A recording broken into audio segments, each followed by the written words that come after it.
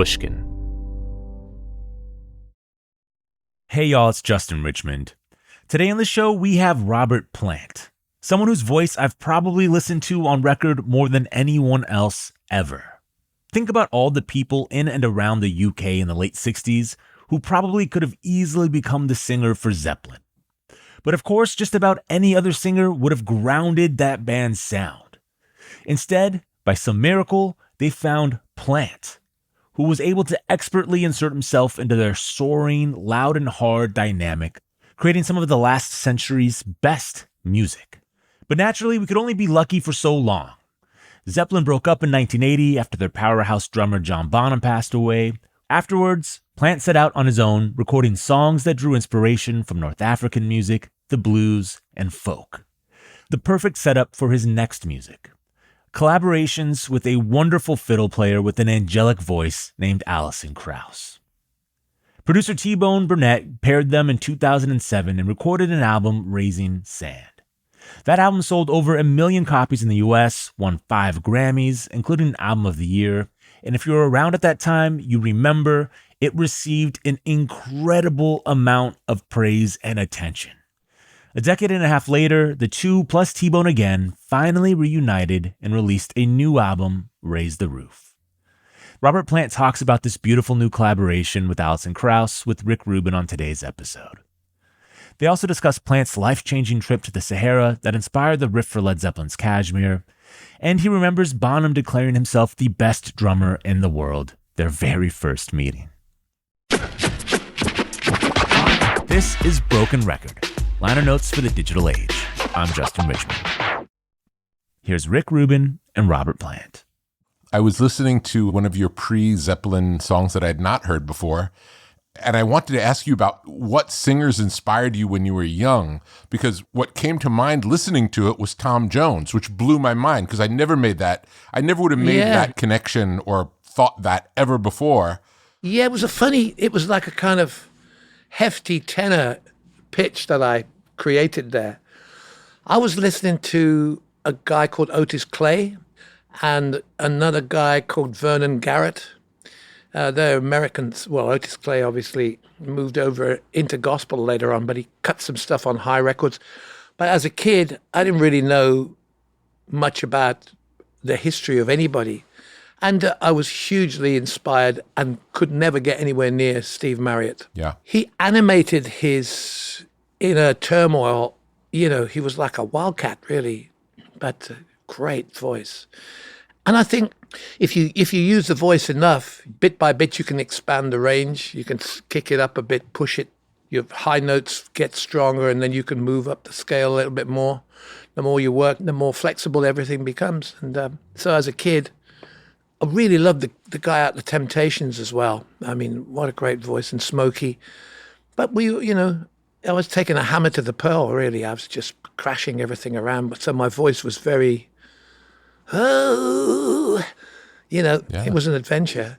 Tell me about the scene that you were born into. Tell me about what was the music scene at that point in time? What was on the radio? What would it be like going to a nightclub as a kid? Well, there were no nightclubs. It's kind of really post-industrial revolution, black country stuff. So there were dance halls, ballrooms, and there was a very vibrant, very active gig scene going on. So in the black country and around Birmingham, there would be 3 or 4 great rooms to go to with the beautiful sprung maple dance floors. And coming out of the early 60s where everything was like imitation Chuck Berry. So, sweet little 16 type of stuff. So the rhythms and the dance floor, the whole thing was just this motion of 4/4 time. Through those venues, I ended up getting a gig as a master of ceremonies, so I would introduce the groups that were coming on that night. Through those places came Wilson Pickett. Wow. I introduced little Stevie Wonder with his orchestra when Fingertips came out, parts 1 and 2, before the real explosion. And there's everybody, Johnny Kidd and the Pirates, the Beatles. And there was a town hall scene, like here, I guess, where the guy who used to run the Nebworth concerts in the 70s, he captured the franchises of local town halls in England.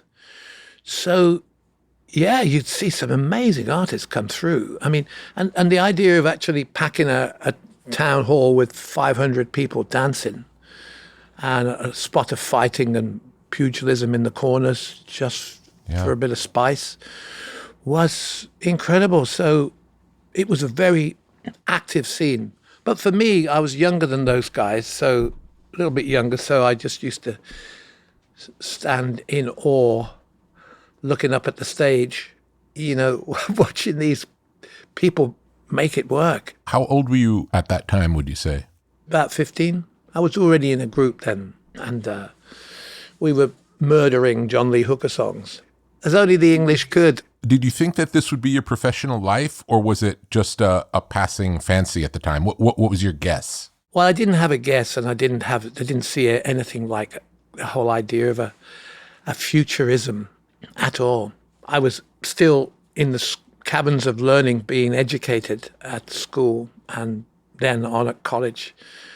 So I didn't have any idea or anticipation, but I just knew that there were certain voices and chord structures and scales that did something to me that didn't have nothing to do with anything that came before. I just didn't know what was happening to me when I heard particular musical notation, just some sort of heraldry, something that promised something at the beginning of a song that was like a kind of, was showing me that there was a key to something that we didn't really have in England at all, but it was still going into my system and affecting my whole bloodstream with this kind of stuff. I didn't know what it was. It could have been John Lee Hooker just playing boogie chillin', you know, that kind of incessant one chord thing, which was so contra to the kind of sedate English popular themes in music. But it was almost like, and it's funny how ridiculous that 40, 50 years later, I'd end up in West Africa with a bunch of Tuareg north of Timbuktu who were playing that very deal. Yeah, unbeknown. They had no idea about, you know, John Lee Hooker at all, but it was the same groove. Yes. So as a kid, I just held these clarions of sonic clarions that came and arrested me, you know, much to the fear of my parents who saw me as an academic icon. Do you remember any particular songs from that period that when you heard them just sort of like blew your mind or felt different than everything that came before? Yeah, on a melodic level, I think it must be Alan Toussaint who played the piano lick that opened I Like It Like That by Chris Kenner.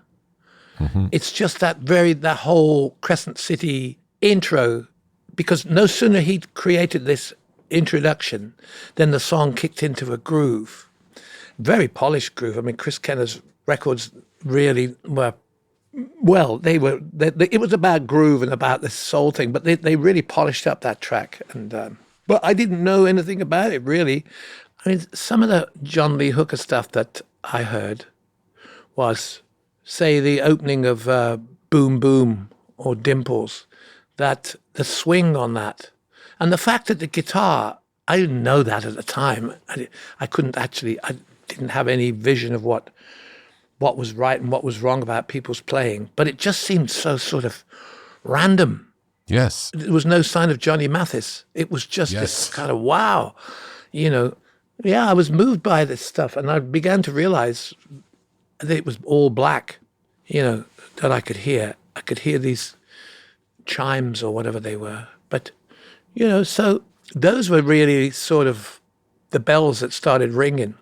I mean, really, that's a pretty profound question, because if I think about it, I could also say that people like Snuff Garrett in LA were producing for Liberty. I know this now, I didn't know then. But you could hear Johnny Burnett's Cincinnati Fireball on the flip side of Dreamin', and it was just, everything was there. Chick vocals, string parts, this guy who was somewhere near Elvis, you know, and it was a ditty. Yeah. But the wordplay in that kind of teen scene thing was right up my street then, because I was in love with everybody. You know, I had a dream about every girl on the street, and these songs kind of They spoke for me. So other than the bands that would come through, what was the local scene like? Were many kids making music at that time? Yes, there were hundreds and hundreds of groups. And everybody was playing Bye Bye Johnny wrong. I mean, the Chuck Berry rhythm sections, when we never kind of worked out that one part of the band was rocking and the other guys were swinging behind it, the rhythm sections, and we just couldn't read that. Yeah. Everyone was just playing the same part, right? Yeah, it was awful. It was just like, what? Wow. But then again, we were all making the same mistake. And people wore those suit jackets like you see with the safaris now, and all the kind of surf beat guys over here. So most people had a kind of maroon suit on with a black velvet collar and had those foot movements like Cliff Richard and the Shadows, that sort of strange choreography, which is really, that's all we had. When did folk make its appearance? Well, around the same time, I guess. You know, the last clip in that Hairspray movie when the girl wins the dance contest and they're walking home down the street in Philly and some hipster beatnik knocks on the door, and as they're walking past, the door opens and they're listening to Dylan and somebody hands them a spliff. It's that changeover, that moment where the teen scene just gave way because the generation, half a generation older than me, were already in the folk clubs singing Irish mournful ballads. And I was attracted to the whole deal because if I liked Chris Kenner and Two Saints production and I didn't know what it was, then I would go to a folk club and I'd hear some guy playing an 8-string guitar. I didn't really recognize what it was at the time, but it was because it was kind of disheveled, it was rough.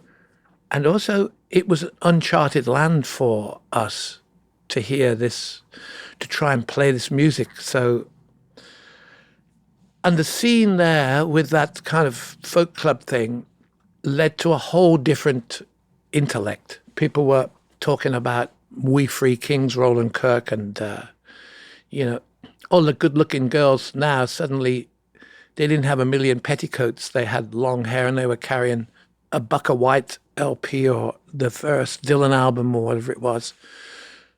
So I suppose really if you think about Dylan's very first venture, that Columbia record, it opened up for sure all that Buck of White stuff and Fixing to Die and all that, and the scene was amazing because those people were, again, a bit older than me, but they had a key to stuff. They were employed, they had income, so they could buy records. There was an RCA label in Europe called RCA Jazz. It was a French label that was putting out 10-inch albums and 6-track EPs, which opened up the door to the original Sonny Boy Williamson, Elevator Woman and all that stuff. I'd take it home. By this time, my parents were really worried because it was all right. Johnny Burnett was palatable, perhaps, but the idea of the blues thing must have been something else because I had one of those record players where you could lift up the central arm and you could just keep playing the same 45 over and over again. The playback arm would come back onto with the stylus would come back onto the record for 5 hours or something. So, Spoonful or from the Howlin' Wolf. I think that's maybe something like that was the final frontier for my parents. And when I went to school or I was doing a paper round or something, I came back and they cut the plug off the record player. Yeah. That was it. It was open war. It's too much, too foreign. Yeah, it was a plug too far. Yes. So that was it. Then I chose Bohemia. Even though I could go home and have a nice warm bath, that was not really. And, people were carrying the literature, the Albert Camus and Sartre and Dharma Bum, everybody suddenly was hip to this stuff. And then 2 German promoters, Lippmann and Rau, who'd been operating pre-Second World War, representing, some of the main nightclub personalities then in the old days. They realized this bohemian scene was all over Europe, in all the main towns and spiraling into smaller communities, because pop music really in Europe popular music was only the popular music that the program planners were prepared to give you. Of course, that's how it always is, but it was so narrow an option that we all knew that there was something else, obviously something else going on, you know. So I think this whole movement was inspired by the conservatism of our media, and the fact that it seemed to me like the upper echelons of broadcasting and the British Broadcasting Corporation, whatever, were waiting for this thing to pass over so they could get back to the audio volume that they knew and loved so well. Yeah. It's funny, really, because the mainstream in Europe was augmented slowly by pirate radio that were ships out in the British Channel, English Channel, who were transmitting programs which were sponsored by various record labels. So, you know, when I was doing my homework at my grandparents' house on a Friday, I could tune in to Tony Hall, who had this amazing thing called the American Hot 10.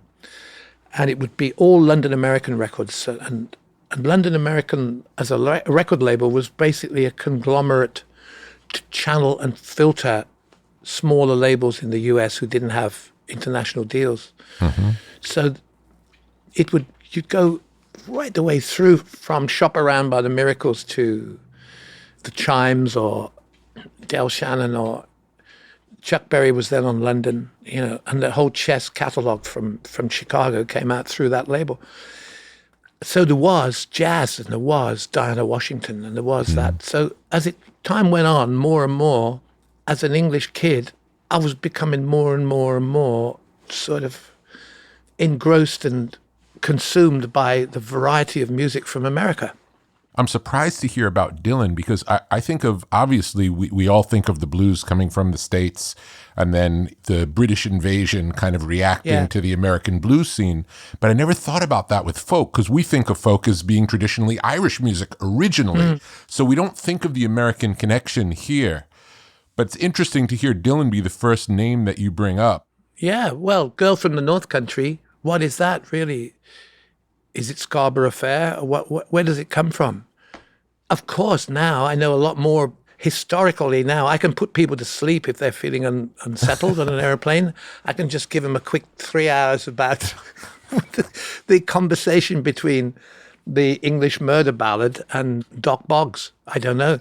But I just think that there was so much romance about Dylan, so much enigma.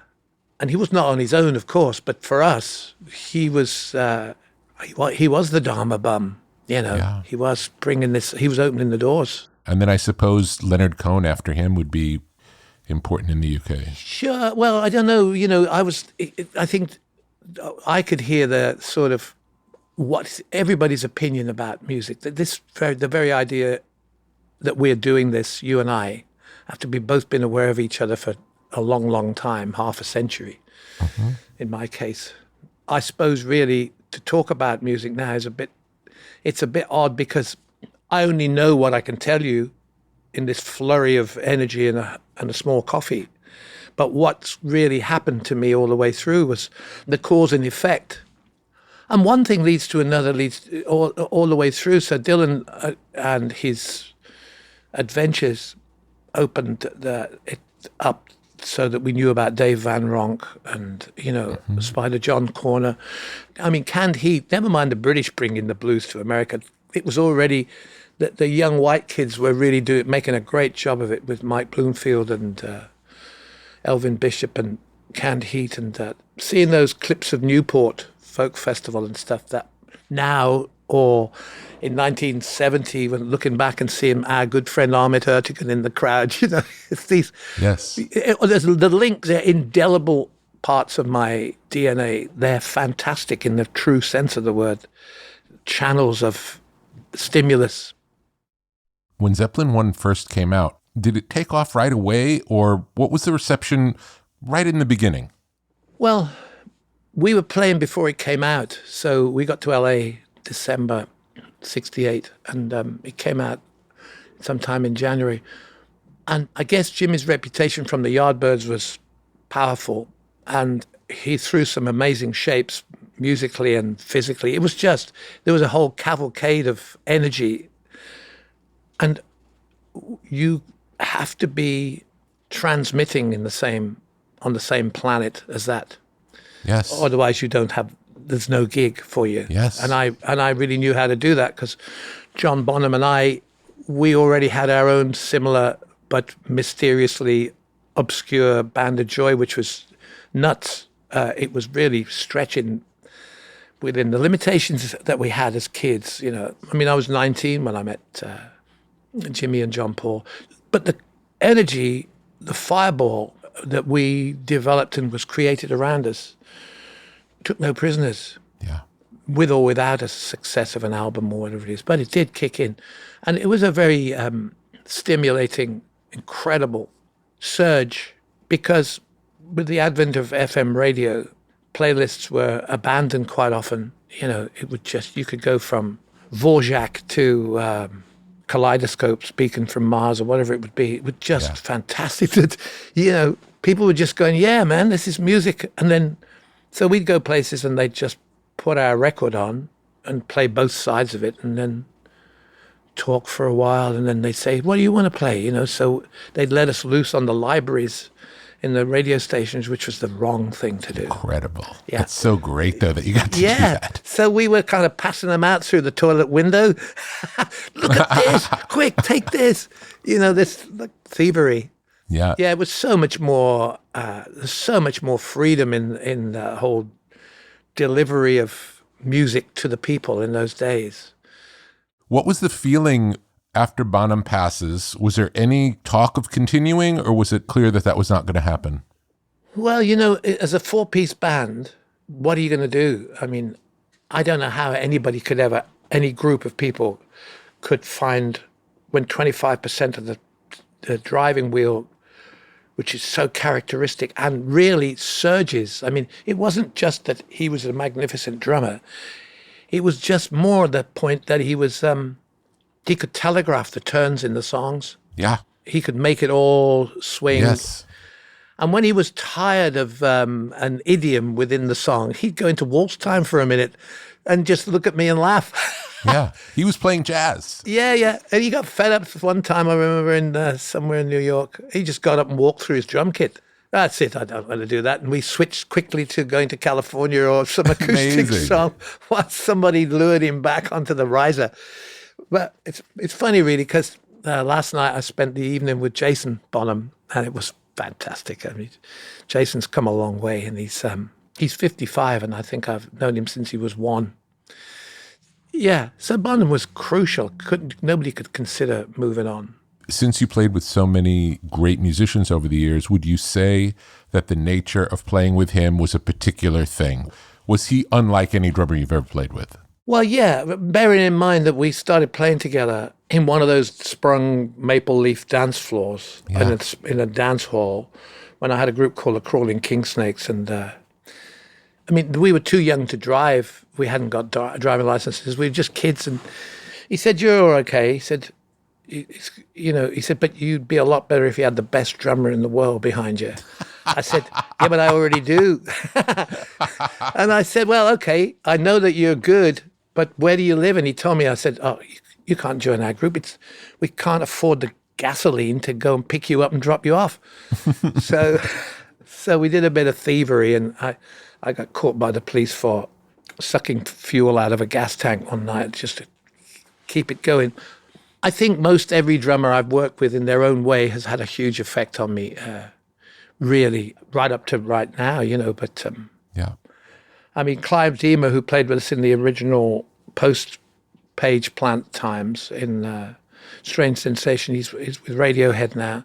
When I met him, he was just finishing off the Portishead era. Mm-hmm. And he, in a totally different way, he'd done all that stuff with Ronnie Size, the drum and bass stuff. He was from Bristol. He still is. And that turnaround of drumming and the incidental polyrhythmic stuff which now you just get 4 good bars and loop it up and then drop an incendiary into it after a minute. It was brilliant. Let's talk about that Four Good Bars idea, because I used to collect Zeppelin bootlegs of live shows, and they were so different from night to night. The dynamics of the song, the length of the sections, it was so improvisational. Was that unique to your band, or was that what everybody was doing at that time? Because it seems so foreign now.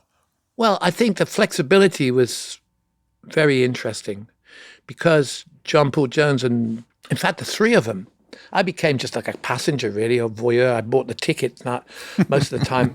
Sometimes I could leave the stage and talk to members of the audience and come back on again. And I did start learning Welsh at one point. I had a little textbook.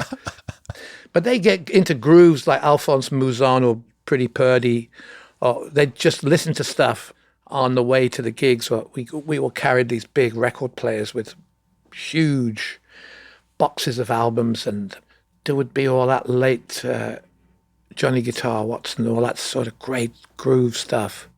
And so that would make its way into extended instrumentals.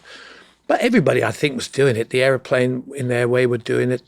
Grateful Dead, for sure, you know. But I think there was something kind of unusual about the three guys in Zeppelin, where it was that they kick in immediately. And we could write stuff like The Crunge on Houses of the Holy. Yeah. You know, we go and see James Brown's real hot band, the JBs and all that, and just the stimulation and the stimulants of the time, just taking it all in. I think that's the thing. I think it was a wide open possibility in those periods in the early 70s of writing, where we were borrowing, leaning, and developing brand new stuff in a very beautiful, haphazard way. Yeah. We didn't have a group chaplain.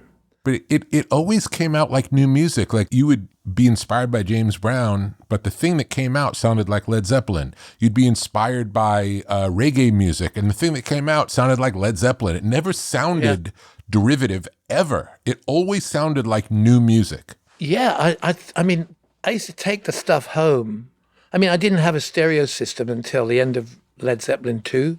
So the only time I ever heard any stereo stuff was when I went in the studio and heard the panning on Whole Lotta Love or something like that, you know. It was pretty primeval, my world.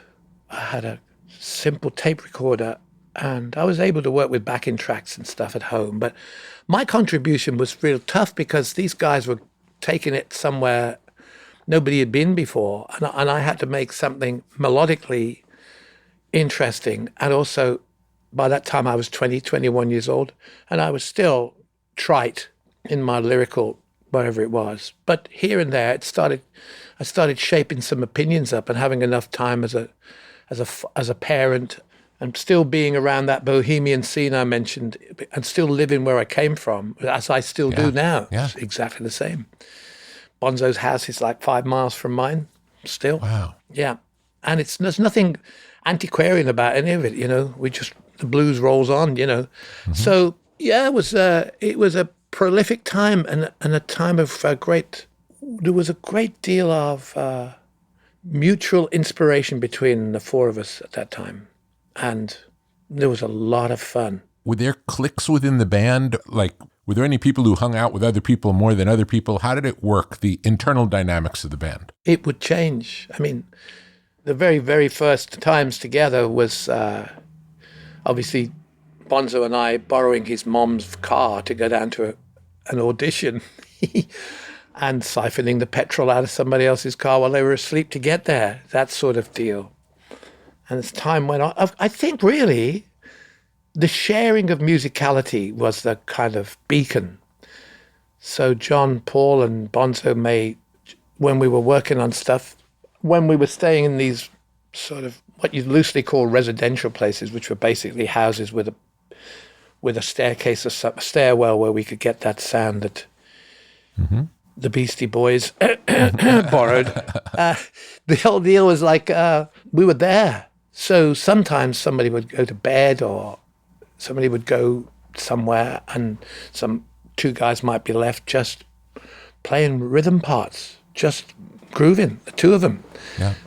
You know, and Jonesy's playing, man, I mean, just... it was very funny, and it's still funny now with John Paul, because he used to say to me, well, yeah, that seems like a good melody on that track, Robert. I said, what do you think about the second verse of the lyric? He said, oh, no, sorry, I don't listen to the lyrics. So that was another brandishing of the war, the tomahawk. Right, okay.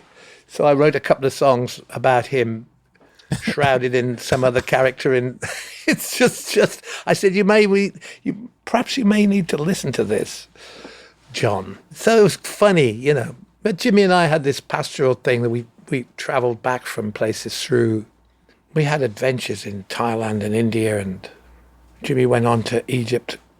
I spent so much time in Morocco and got him to come down there in 72.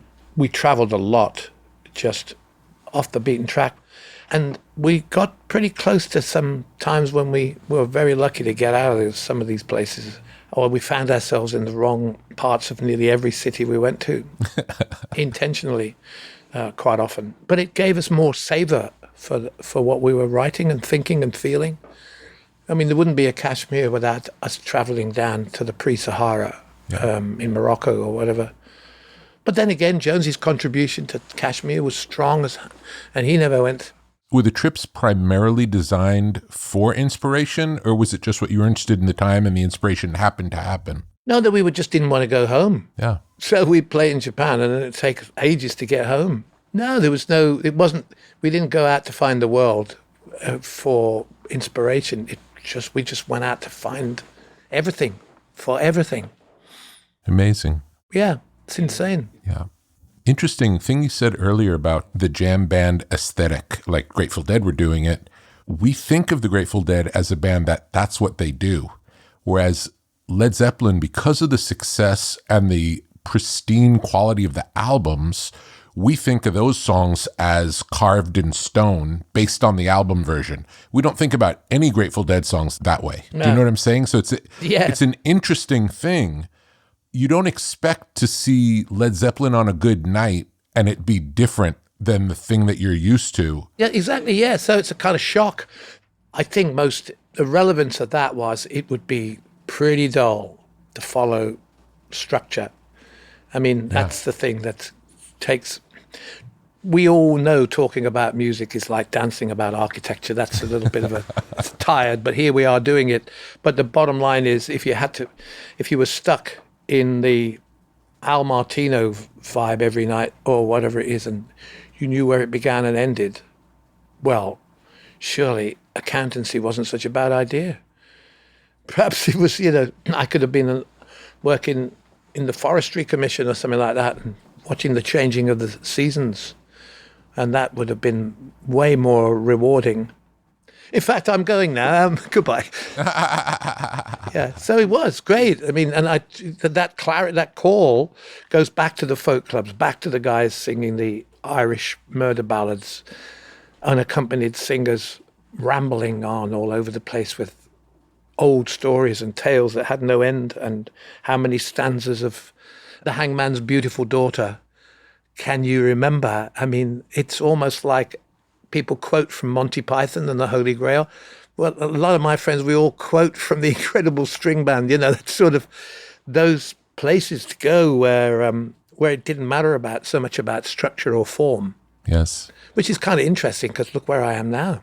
How do you compare your relationship with music now versus when you were young? Well, when I was young, I knew nothing. I was a stolen child. It's like music came and swept me away in the torrent and the flood.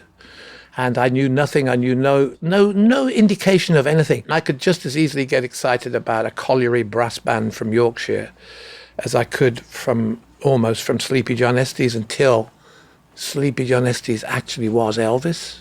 I could hear that in his voice, and I could hear this mournful thing come along. And I think my perspective, or the information's highway into me, just grew and grew and grew.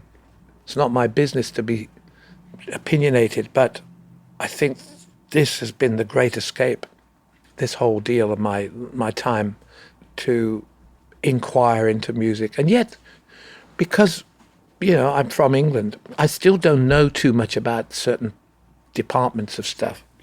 certain categories, certain colleges of music. So I'm like a kind of naive collector of beautiful sounds.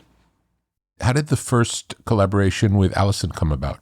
If she was sitting, she normally sits just next to me over there when we do stuff together. And she has a theory, and I'm going to use this theory as being it, because I can't be hugely specific. I got invited somehow by the guys who run the Rock and Roll Hall of Fame Museum in Cleveland because of my borrowing from Leadbelly to contribute to a night of tribute to him at the Cleveland Concert Hall or something, some fancy hall, which you'd have to approach with hushed tones as you go in.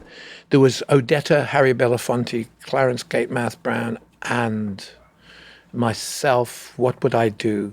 And I had a communication with Alison.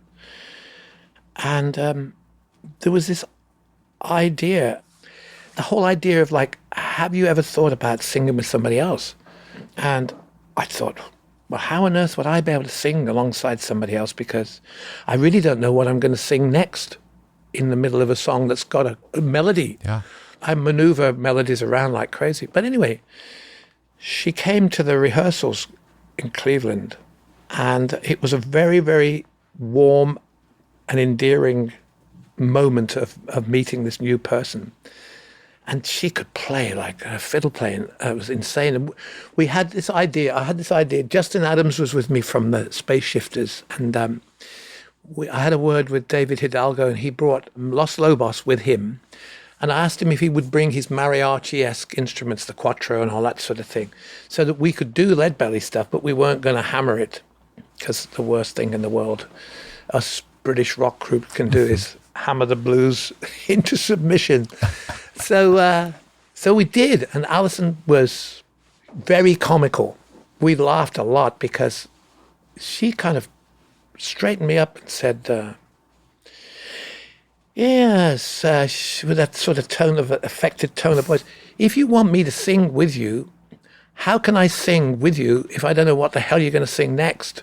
How can I harmonize with you when nobody knows what the hell you're doing, including you?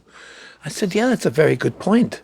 So that's what happens in harmonies then, is it? Because I thought in Zeppelin I'd just sing and put a third on top of it, or Jimmy would, and John Bonham had a great voice, would just do some tra-la-las, but we were never going to be the Association or something like that, sadly. I wish we had.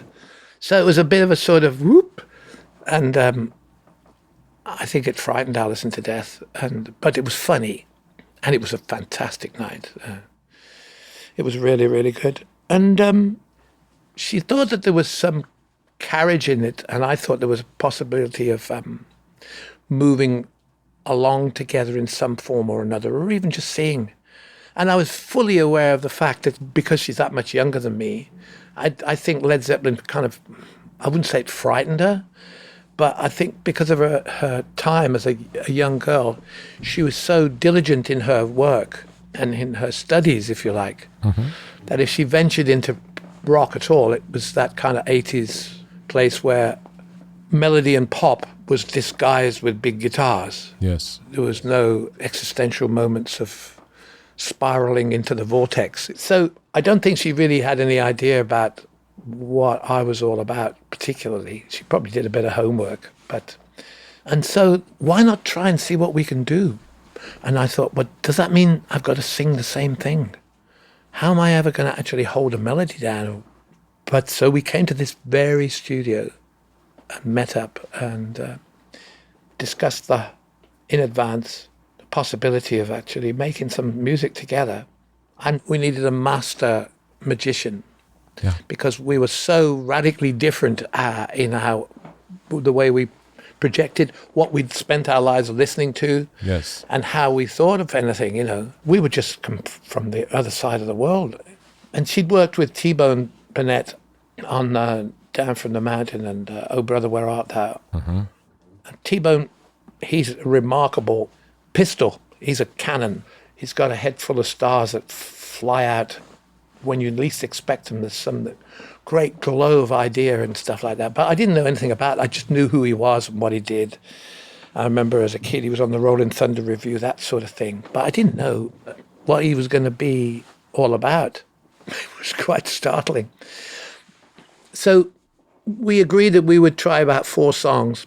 And if it didn't work, just give it up and just move on, because adventure's adventure. And I got a load of songs off my jukebox. And the deal was that I would go to her house on a Sunday morning here in Nashville, and I would meet him and her. And the door opened, flung open, and there's Alison being really charming, and there's behind her this great, imposing shape of John Henry Burnett. And I went, shit, so now I've got to, there's 2 of them. So they said, come in. What key? I said, what? I don't know what key. I don't know what key anything is. Yeah. Normally I had to sing in E, so I had to go and train to be a castrati in Naples. Is that true? No, I've had children. I believe that. I've had children since then, or at least I've gone through the motions. But no, it was like, okay, sit down and would you like a cup of tea? And here's the song. And I went, well, okay, where's the microphone? Where's the reverb? Where's the slap back? Where's that planty sound? Where's the 45 millisecond delay? Where's my stuff that I live on? You know, like a guitarist has a pedal. And there was nothing. There was just 2 couches and an acoustic. And we just started musing. And I felt so exposed and vulnerable. We tried, I think it was Doc Watson's Your Long Journey. And I mean, there were harmonies that crossed over and did something else, like you know, like the Lubin brothers or Everly's or whatever it was. And I went, Jesus Christ, how do I get out of here now? There must be some burgers here or something. Something's going on somewhere. I could feel the moisture on my brow. Christ, I've got to get out of this place.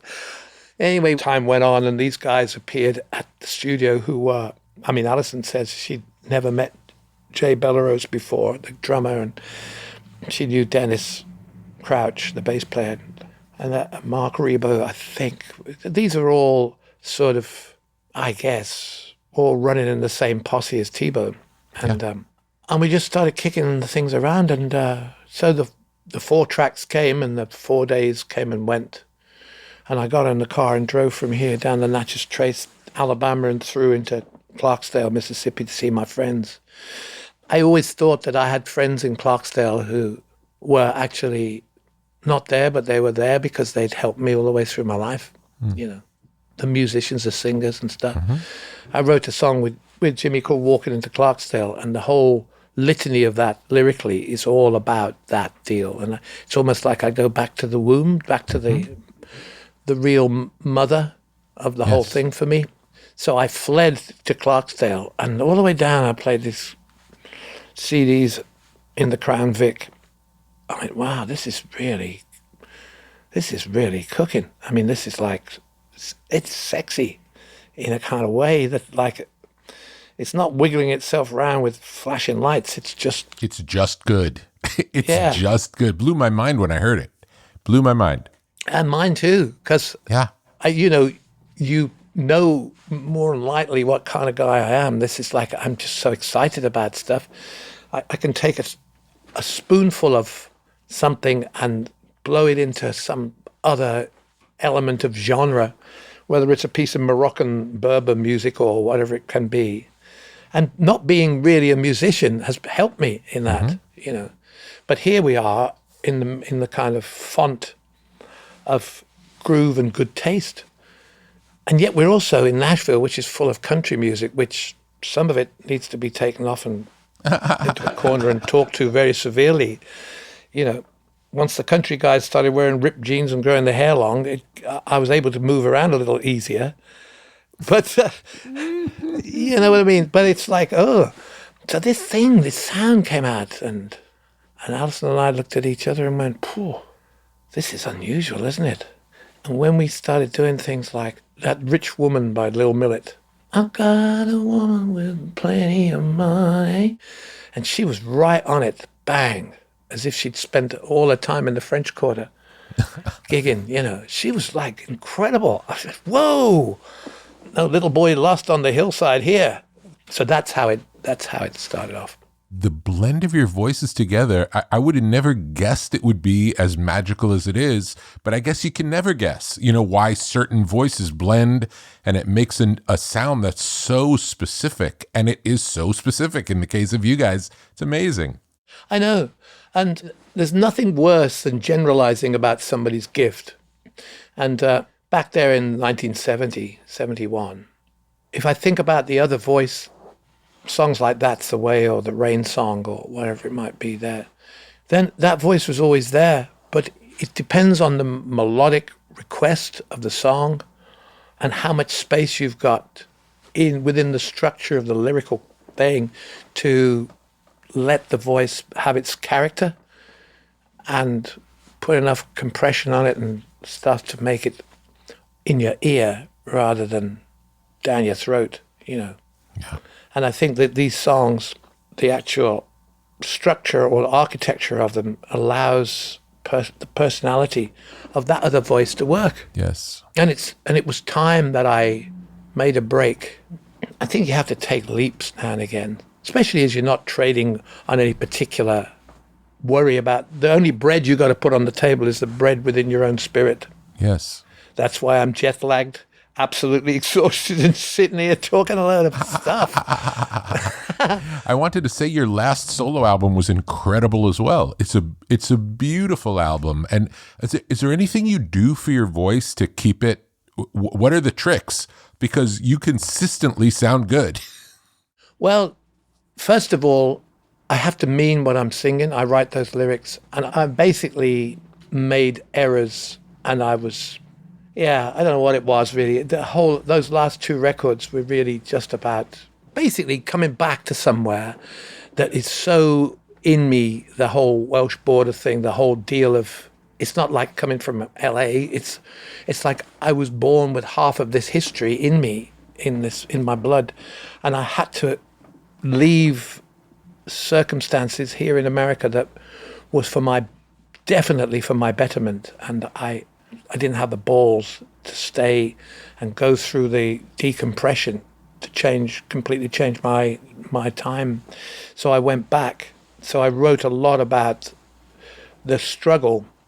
And I think when you write about something that's absolutely real and affecting your life and affecting the way you sleep, affecting the way that you think, and your impression of how you are to yourself, to be a disappointment to yourself as a contributor to other people's lives is a tough one. So that's blues in a totally different form. Yes. Tell me about your songwriting process. Does it start with music and then melody and then lyrics, or is it different ways?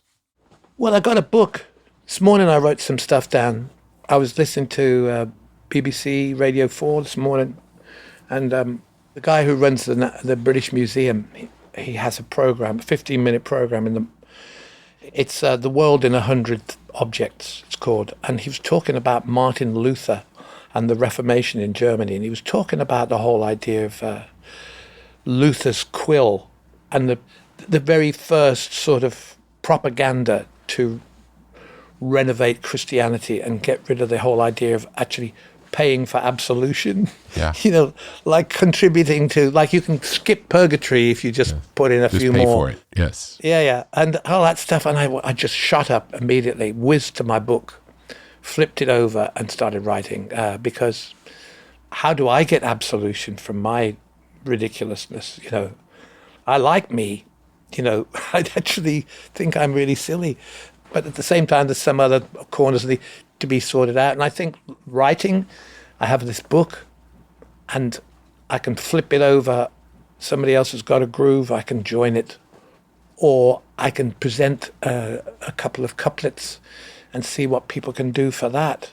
We spend a lot of time in the Space Shifters thinking about Gorecki, the composer from Poland, that mournful music, and then creating huge blocks of guitar and all that. So, yeah, that's that world over there. And it was good this time because with T-Bone, I was able to extend that into a what you'd loosely call an original song on the new record, which is like, hey, that's good. This is a new one. but it's an old theme. Yeah, but maybe maybe the next album will be all new songs with you and Alison. Well, we and were that'd be talking nice. about it last night. Yeah, Why not? yeah. I think we've got some time in another studio in the next couple of days, and I think Alison might want to put on the Wanda Jackson outfit and see how Mean Man sounds or something like that. You know, fantastic. she's ready to boom. Is it different singing a cover song or singing your own words? How does it feel different when you're singing them? Oh, yeah, it's radically different. How do I feel? I feel like if you can actually get into the original song and into how it was working. Sometimes if they're ditties, I consider that the best thing to do is to give them some brevity. Yes. So, for example, the Mel Tillis song, Stick With Me Baby, was the flip of a Everly track. And it was really great. The guitar sound on that original Warner's release, the electric guitars were great. But by slowing it down and turning it into this sort of love-struck pastiche, gave it some chutzpah, gave it some nerve. Yeah. Yeah, gravitas, for sure. Yeah, which it didn't have, or which it did have, but within another era. Mm-hmm. And I think it's about making the journey across the eras with these songs. Otherwise, they could end up, like Sha Na Na Live, which is nothing wrong with that. That's great, but this had to be something. And especially when you've got these guys grooving around you. Have you ever considered doing an album of popular standards like Willie Nelson did with Stardust, anything like that? Definitely not. Although I love Stardust. It's a beautiful song. It's incredible. Are you a Sinatra fan or no? I like what he did, but at the same time, that world there it's magnificent within itself, of course. And that's phrasing and Nelson Riddle and the whole... Yeah. But I'm afraid I can't really... I mean, this really is the American songbook here. What we've been doing. It's not the kind of schmooze and the stuff that you might hear at when your woman puts on her stilettos. And it's not something where you'd be standing on a porch in some fancy club in Chicago's West Side. America has so many more sides to it. And absolutely. So I see some of these songs as being the real America. Yes. For me, as an Englishman, that's a bit of a rich thing to say. No, that's beautiful. There's something beautiful about the romantic vision of a place from an outside perspective that's different than if you grew up in Mississippi. It's just different. You can love it in a different way when you're looking at it from the outside. And there's a romantic vision that doesn't come when you grow up in it. It's just a different thing. No, there's a lot of people flinching down there. And I must say that in all the years of traveling through America as a rock and roll singer with a Moroccan lean, I never really knew any acre of it at all. I thought I had it covered, but I had no idea that every 3 miles you're in another America, or even 300 yards. So there's no such thing as generalizing. I've been reading Travels with Charlie Steinbeck, and of course his vision, he was disturbed in 1960 writing that. It's very humorous, but then I read this William Lease Heatmoon book, The Blue Highways, and I'm just so impressed by the different cultures and peoples that came through and parked up in different valleys in Kentucky and the whole Appalachia thing. Amazing. Yeah. So the style of playing, the diction, the phrasing of everything. Never mind what happens when you walk down the street and somebody's coming towards you, and you're going, By the look of that, I would say that guy is a Russian origin. So you start going, wow. When you get up into Oregon and places on that coastline there, you see the effects of all the people that came around all those years from a different approach to this beautiful country. I have a friend who's from the Appalachia region, and he was learning to play banjo, and they were explaining to him, this is the way we play it here, but if you go 3 miles that way, this is the lick there. Yeah. And all the songs are just almost like regional accents. That's right. The same is true with the music. Community by community, they had their own sound. Yeah. it's something else, isn't it?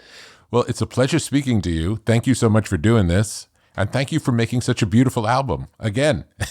Yeah, well, thank you for getting me up so that I actually have a function today. Otherwise, I don't know what I'd do. Yeah, but it's nice to see you. Same.